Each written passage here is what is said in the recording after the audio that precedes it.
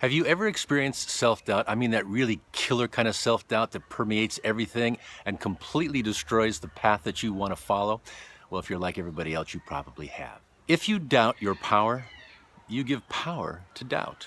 Let me tell you my story. I'm a screenwriter as well as being a filmmaker. As a screenwriter, I send my screenplays out to coverage companies. These are companies that have professional readers that give me feedback on the screenplay. And I look for 3, 4, 5 different comments in similar areas and say, okay, maybe that's legitimate. But the problem is that I get feedback from all of these different sources, and they all have a lot of opinions, not just in 1 or 2 areas, but in a lot of areas, right? It's subjective. When we get feedback from others, and I'm not saying that you shouldn't seek the advice of others, you should, but when you seek that advice, weed through it, make sure that it is in line with your original passion, your original voice, your original intent, the idea that you want to achieve. Because all too often, it's the opinions of others that begin to fuel doubt because they're saying something of their opinion that's subjective and you're taking it in and making it your own, and you might not necessarily really want that as your own, right?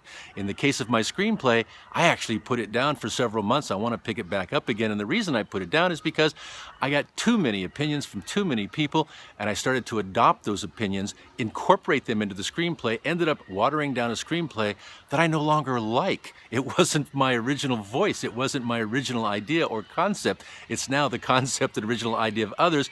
And what did that ultimately end up doing? It ultimately ended up feeding more self-doubt for me about my abilities as a writer and about that screenplay that I'm currently writing. So what I say to myself in life about the opinion of others is I say, I'll seek advice, but I live and die on the success and failure of everything that I do, including screenplays.